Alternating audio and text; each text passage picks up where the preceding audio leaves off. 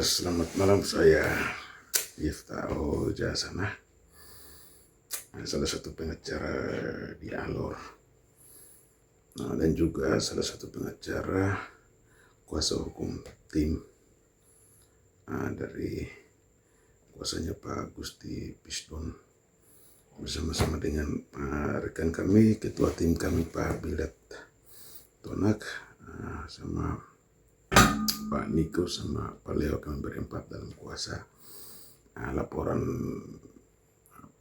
penghinaan yang dilakukan oleh saudara Francisco Besi, di mana dalam pembacaan pledoi pada sidang tindak pidana korupsi terhadap klien daripada kami itu Pak Gusti Presiden, bahwa klien kami telah menerima uang dari kliennya Sapasun Bayi untuk selanjutnya diberikan kepada jaksa. Tentu hal ini tidak benar. Sehingga kami telah konfirmasi kepada klien kami Pak Gusti Pisdon bahwa hal itu tidak benar. Sehingga pada hari Kamis tanggal 30 April kemarin kami melaporkan Pak Gusti Pisdon di Polda NTT. Nah, kemudian juga sesuai dengan beberapa berita yang saya simak, saya baca bahwa kemarin tanggal berapa itu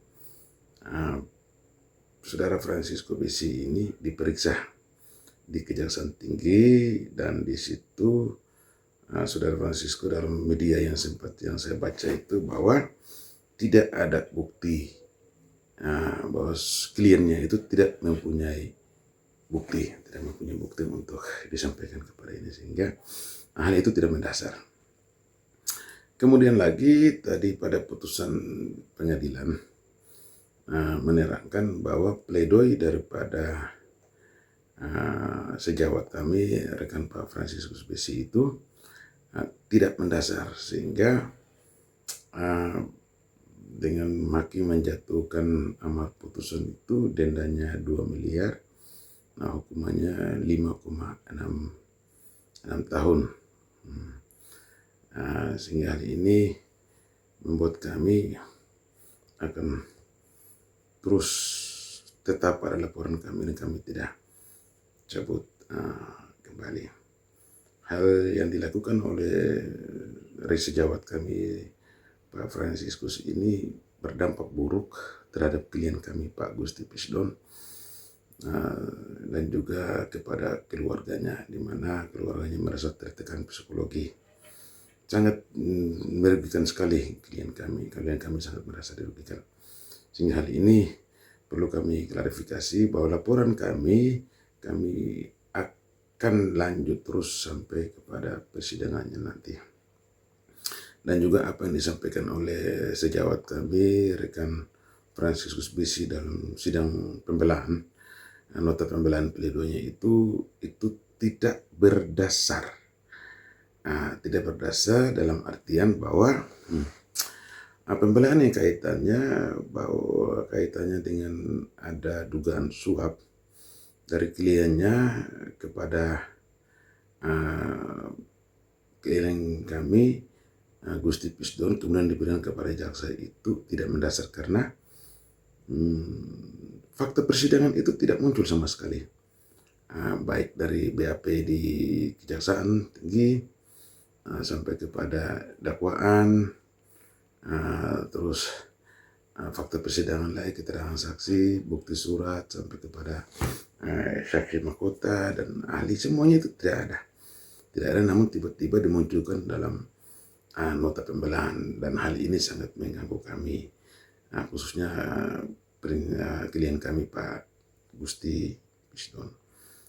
Sehingga saya perlu sampaikan dan perlu klarifikasi bahwa kami pengacara ini tidak serta-merta kami melakukan semua hal itu berlindung di bawah hak imunitas pengacara, tidak.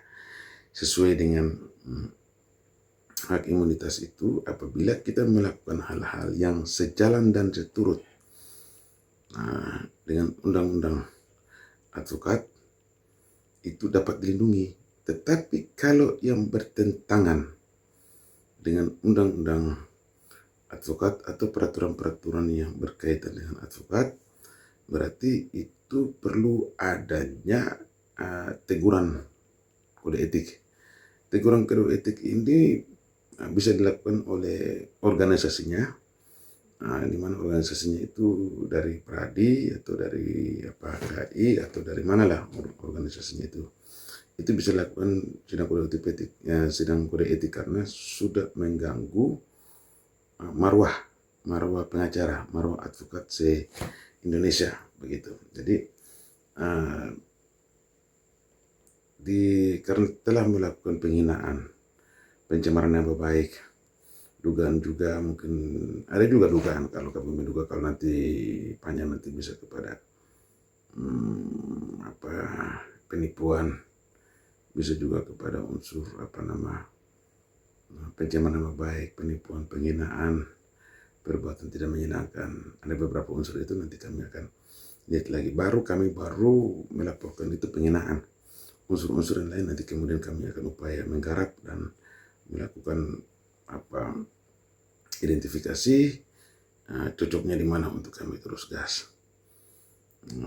Hal lain nanti kami konfirmasi kepada pimpinan kami, ketua tim kami, Pak Bilatona, kemudian dari situ lagi, kemudian baru kami konfirmasi. Sekian, terima kasih. Perlu diketahui, saya sampaikan lagi, perlu diketahui bahwa seorang pengacara di saat memberikan keterangan harus berdasarkan fakta, bukan omong sesuka hati. Berdasarkan keterangan, bukti, dan fakta. Kalau omong sembarangan, kode etik pun tidak mendukung, dan itu perbuatan yang melanggar kode etik kami sebagai pengacara. Oke, sekian, terima kasih.